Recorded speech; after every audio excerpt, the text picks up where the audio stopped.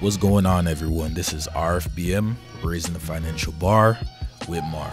So I know, it's been quite a while since I've done a podcast, and honestly, a lot of times I don't have the energy that I need to really properly give you some content that you deserve and content that you like. I really want to shout out first things first, my girlfriend, for always supporting me and giving me ideas and giving me concepts, but now I got to start executing them. But that's neither here nor there. Let's just get right into the content. Man, life has been challenging, but you know one thing about it, you just got to keep on pushing. And I know that you guys yourself have been going through it as well. I want to once more, I've talked about this in the past, but I want to once more say my prayers go out to all of the Florida family out here that was affected and impacted by Hurricane Ian. And it's just one of those things where honestly it was supposed to impact Tampa, and we were talking about it for quite a while. You know, even my job had us out a couple of days, and it was challenging, very challenging, but we got through it. For those that were impacted, once again, prayers out to them. But we're here, and I just want everybody to know that there's just so many things that happen in life, and you know, blessings or no blessings, you just got to keep it moving. So yeah, since we're talking about Hurricane Ian and how that affected a lot of things, just delving back to just work-life balance and things like that, it's just like that. Like, life can come at you just like this, and all that other rah stuff really doesn't matter. You realize, like, man, you put it in perspective, I could literally die. I could have literally been dead, or I could really have lost everything, or I could have really had family impacted, or friends, associates, jobs sometimes don't care. And this is why it's very important as well to have some sort of backup plan when it comes to life. But just dwelling on this is going to be overall some random topics. Just overall, there's some big life changes that are coming to me. Just personal life to this directly or sort of indirectly impacted me as well. My great grandmother just recently passed, so it didn't hit me as much because I wasn't really close with my great grandmother. She lived a long life as well, but just seeing how it impacted my mom just made me think even more, like, man, I want to be there for my mom. So typically, even then, years ago, I wouldn't even take PTO and things like that, but even bereavement and all these things, this is when you consider these things, because it's not just about how you're dealing with things, it's about how your family is as well. So I'm probably going to spend some time with her Sunday, depending on how this uploads. When I upload this, who knows when I will, but we'll touch base on that. But yeah, it's just like, there's just so many things in life that can, slow you down and bring you down. And, it just maybe voice a little shaky, but it just makes you think about it. It's just like, man, you just want to be there for your family, be there for whoever's right in your corner. So with me, I just feel like I just got so many different ventures going on as well, and I probably look a little worn down. I sometimes I get a lot of sleep, sometimes I get a little bit of sleep, but just better believe it that at the end of the day, I know that I'm going to keep on pushing and keep trying to get to those goals. And while we're talking about goals, this is a big point I wanted to talk about in this episode, is that it's currently October 1st. Depending on this how it gets out, it might be the 2nd or the 3rd, who knows, but the fact of it remains, like, we have to keep this train going on forward, man. We have about 3 months left. We got like 90 days left. I'm just telling you, like, you got to lock in, man. You got to lock in. Whether it's you listed on your iCloud. I mentioned that on my Instagram page. iCloud notes, I write a lot of my agenda things, things that I need to get taken care of, things that I got to do through that. And I find that very important because honestly, you don't have organization, you don't have structure. A lot of times you don't have anything. You can't go around like somebody that raps. You can't be out here freestyling every move that you make, everything that you do. It doesn't make sense to do that.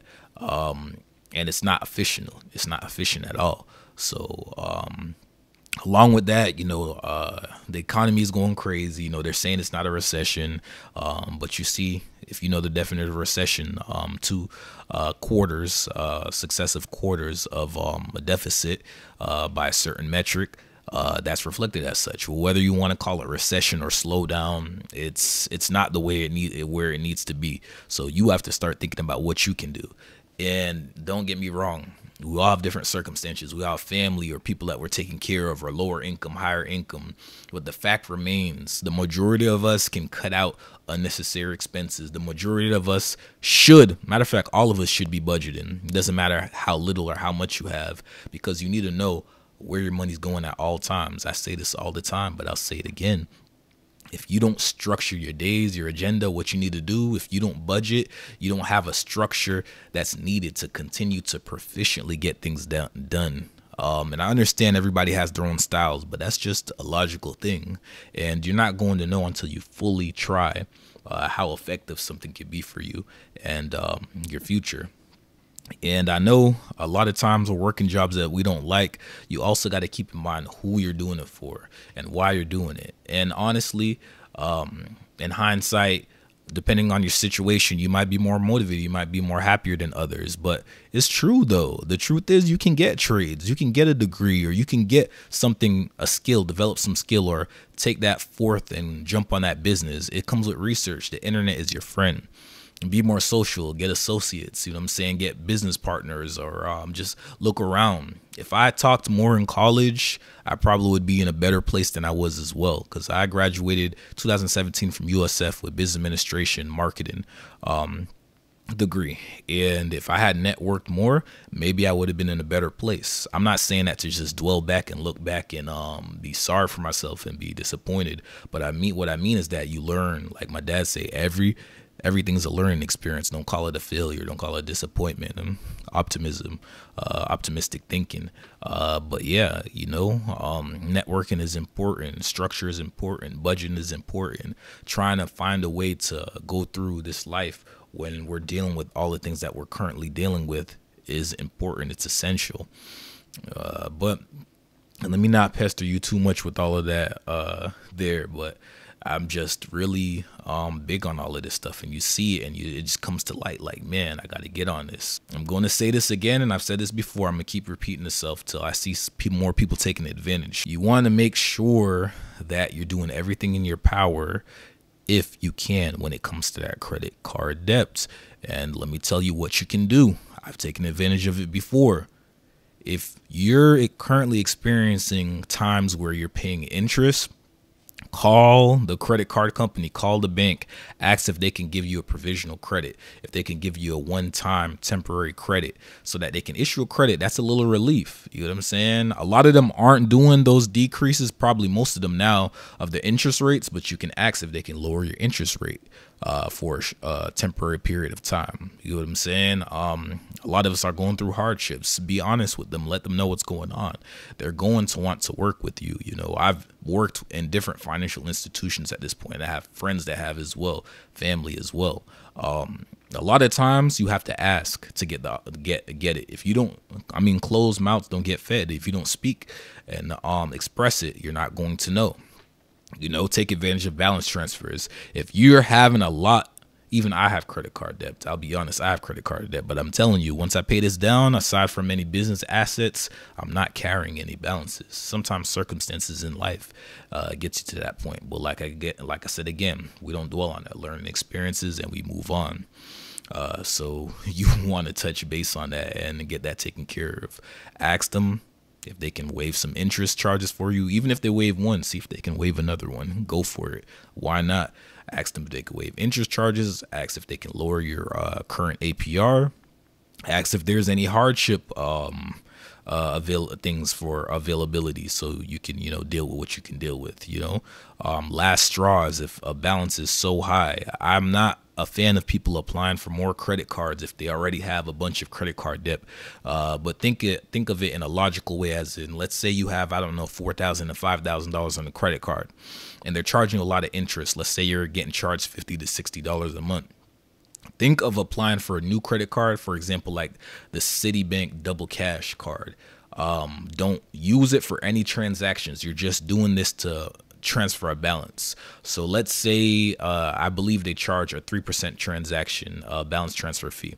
So it'll be $3,000 of that $5,000 balance that you currently have. Yeah, it's a lot, but they're going to get their money up front. Why? Because for 18 months, you're not going to have to pay any interest. Of course, you're going to continue to keep having to make payments on it, but it's way more manageable than you paying $40, $50 a month in interest for the year. Do the math compared to that 3% of that overall balance that you're going to have. Interest rates are going to continue to rise as the Fed does what the Fed does. And I can explain that more in another video. But moving on from that, also I see we have the student loans that's gaining a lot of traction. Let's see what President Biden does. Like I said, I'm not getting political. I'm just going off the information with the student loans. If you don't qualify, I understand. But if you qualify, take advantage of it. Try to see what you can do, what you can't do. I myself do qualify. I don't have much student loans, and I'll be honest with you, probably like $4,500, $5,000. That's not much. I could have paid that off, being honest. But I don't make the rules here. We take advantage of what's available and we move forward. So yeah, credit cards, student loans, all of that needs to be taken care of. Moving on from that, I plan on making a video about different ways that you can earn income. Like I said, I'm not wealthy, but I have a wealthy mindset and I will get there. One of the things that I would say that you want to do is start researching once more. It's not as hard as you think. I'm not going to be one of those people that tell you go on Toro, do this, and this is not a diss. But I'm saying, or flip this home or buy this vending machine. I'll talk about more practical stuff. How many of us have stuff in the garage that we just sell? Go on OfferUp, sell some of your old items. Me and my girlfriend been selling a lot of stuff because we've moved in together, and there's stuff that we really don't need. We have old calculators from college, high school. Sell that. That's easy money. We've probably made easy. This is not going to necessarily be y'all, and this is not the flex. We have a decent amount of assets, so we've probably made like up to a stack overall on OfferUp, and this has only been a couple of months. Selling old furniture, calculators, the TI-84, stuff like that. Not those little scientific calculators. You ain't gonna get shit for that. But stuff like that. We sold like LG, like a monitor. We sold like, there's been a couple of stuff we sold. I'll list it because I'm not going to remember and I don't want to drain the time doing all of this. Moving on from that, aside from OfferUp, there's other ways in which you can. Now, I'm not a big fan of doing the Uber, DoorDash, but I know a lot of people have taken advantage of that, especially if you get tips and you stay active. You can make some money there. But the trade-off, of course, is the gas and the miles that you're running up on your car. It's not worth it for me, but it might be worth it for you. Aside from OfferUp, aside from Uber, DoorDash, again, these are both practical things, right? I'm not going to lead you astray. I'm going to tell you what I've seen or what me or my girlfriend have done. You know what I'm saying? So that's another way. Me personally, a skill that you may have. I mean, you can call it side income, side hustle. Me, it's a business as well. But in the past, I've taken photos. I do take photos. I do have a business called Mar Entertainment. Mostly what I do is DJing. I should push it more. I should be out, more outgoing, but I do that on the side. And it's a nice gig. Even if you go on Craigslist, or even if you go on Facebook, or you do word of mouth, or you run some ads with Google Ads, there's ways in which you can get your name out there. And me personally, like I said, I'm not even pushing that much, but I have a contract with a community college, so I know I have a guaranteed check with that.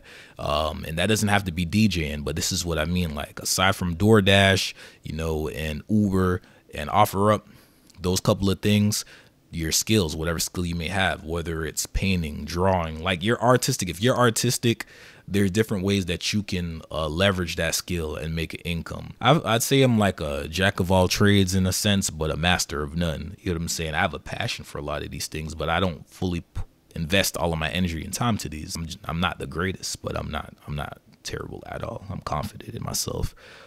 So that's the one thing you want to get into. There used to be this, what was it called? There's this place where you can go on Fiverr, where you can, sell different things. I had a friend one that was going on there. I was doing like relationship advice stuff and making some change from there. But there's different things you could do, whether you're creating logos. Again, this is on the artistic side. I'm creating logos, giving advice. Be careful with the advice, because there's a financial advice. Put your disclaimers unless you're a licensed financial professional. Me, myself, I put that even in my description, so keep that in mind. But there's the moral of the story is there's different ways to make income, man. There's different ways to get some cash on the side. Granted, most things take work. You got to put some type of work in, which you get whatever you put into it a lot of times. You know what I'm saying? Practical things. I'm not saying to go out here and start making music and you're like, man, I'm not getting any return.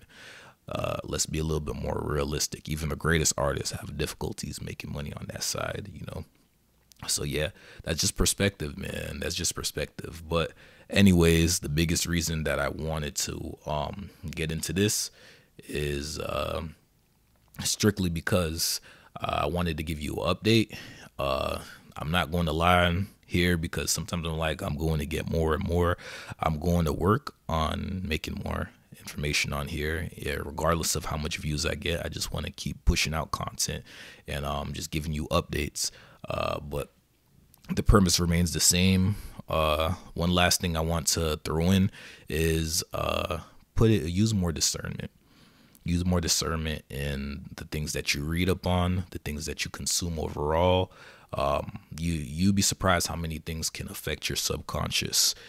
What I mean by that is the music that you're listening to. I'm not saying that you can't listen to some music that gets you hype or gets you a certain way, but all of these things that you're constantly listening to can negatively impact you. I'm telling you this from experience. Start looking into listening to more podcasts, whether it's meditation, because I believe in that, that's for your physical well-being, or whether it's people talking about entrepreneurship, motivation, investing, what I'm saying? And there's investing in all type of way, real estate investing, crypto investing, whatever the case, but use discernment in anything that you consume, anything that you listen to, even what I'm saying, because what I could be saying is a bunch of bullshit, is being honest. I believe what I'm saying is true, but a lot of people could be saying that they believe it, or whether they do or they don't, they're spewing nonsense and you're consuming it, believing it's something to be fact or being something to be the ultimate. The reality is there's all types of perspectives and there's all type of things that you could do, but you just got to be smart. You don't even have to be intelligent, so to say. You just have to assume anything that you consume might not be true or might not make